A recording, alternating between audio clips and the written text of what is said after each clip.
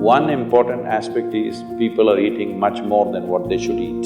Between one meal and the next meal, there must be an 8-hour space. Whatever you have health problems, minimum 50% will go away in 6 weeks' time.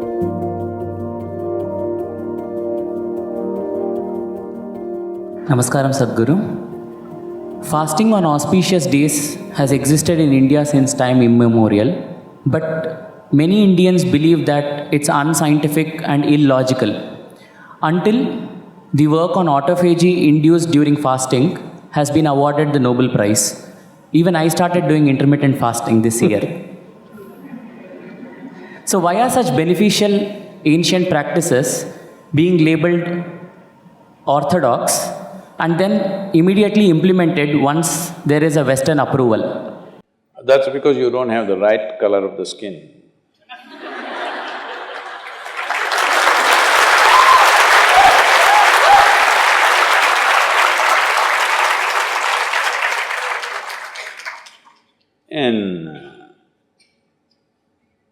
I've been talking about this for 40 years, all right? And I have seen hundreds and thousands of people who just become healthy and well simply because they're not fueling up all the time when the tank is filling. In the yoga center, everybody eats at 10 o'clock in the morning and at 7 o'clock in the evening. Our lives are very physically active. There are no automobiles inside the ashram, it's a large place. Everybody either walks or cycles. Even if you have to go to the dining hall, it's a kilometer. If you want to go to your workplace, it's half a kilometer, 1 kilometer, like this. All the time, people are physically active. So everybody is very hungry. By the time it's 3:30, 4 o'clock in the evening, they're extremely hungry. But we learn to live with that because hunger, empty stomach and hunger are two different things. Hunger means your energy levels start dropping. But empty stomach is a good thing. In the yogic sciences, today modern science also is coming in line with this. But what we know by our experience, you will spend $1 billion to come there. Because research is all about how many $1 million, that's how it is. Your body and your brain works at its best only when your stomach is empty. So we always make sure we eat in such a way, how much ever we eat, our stomach must be always empty within 2 to 2.5 hours' time maximum. So we go to bed hungry always. People think they cannot sleep. They can sleep. On an average, for 25 years on an average, I slept only 2.5 to 3 hours. These days I'm getting little lazy and sleeping anywhere between 3.5 to 4.5 hours in spite of the level of travel that I have. When I say level of travel, if I say my level of travel in the next few days, you will fall off your chair. Yes? Should I tell you? No, not necessarily. Because in the next 10 days, I'm in 5 different countries doing I don't know how many events, all kinds of events. So, you're able to keep this up simply because you don't overeat. It's very, very important. Everybody eats 2 meals. I generally eat only 1 meal, 4:35 in the evening, because I don't like to sit in front of the plate and worry about how much to eat. I like to eat well. So, 4:35 in the evening, if I eat a meal, it's only next day. Is this enough? Am I looking okay? Hello? I'm not looking like your patient, isn't it? I'm not going to come to you because any correction and purification that needs to happen in the body, your stomach needs to be empty. It's very, very important. Otherwise, the purification on the cellular level will not happen. You pile up things and then you have all kinds of problems. The first thing is inertia in the body. Inertia means there are many levels of inertia. If you don't notice all that, the amount of sleep that you have is inertia. All of you have come here to live or… Hello? To live, right? Not here, I'm saying into this life.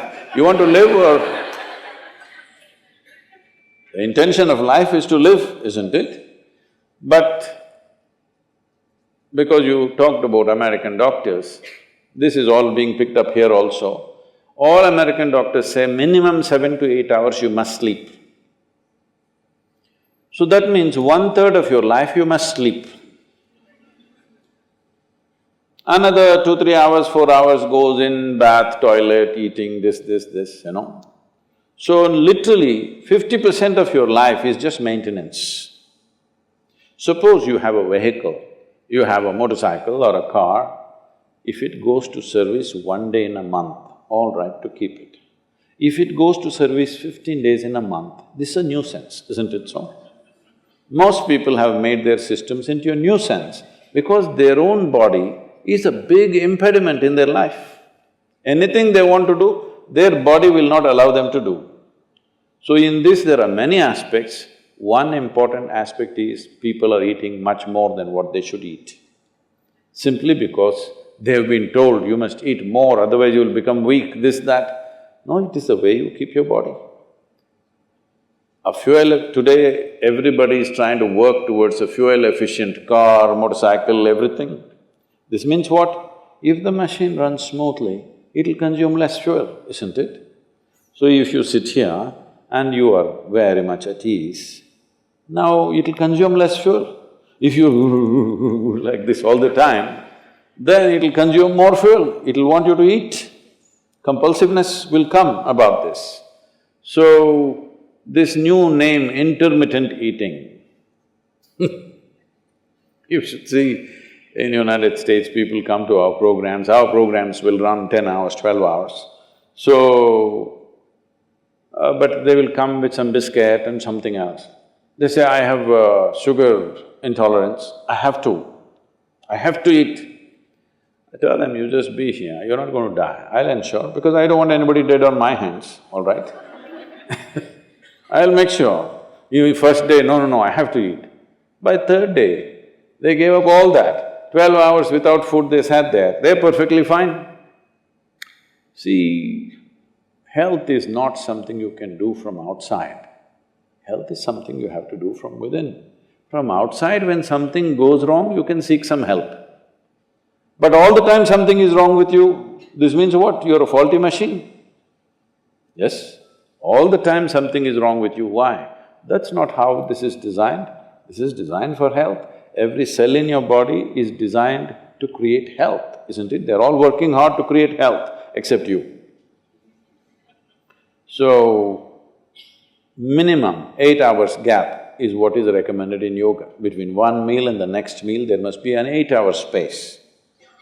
If you do this, you will see half your problems of health, whatever you have health problems, minimum 50% will go away in 6 weeks' time. If you do certain other things which may right now seem little extreme to you, if you have a little yogic practice, something meditative within you, then you will see 90% of your problem will go off. 10% if it still persists, we can treat it. Now, it's become like this, the healthcare systems, especially where there is heavy insurance policies. People are eating and drinking all kinds of rubbish, go to the doctor and say, fix me. This is not how it works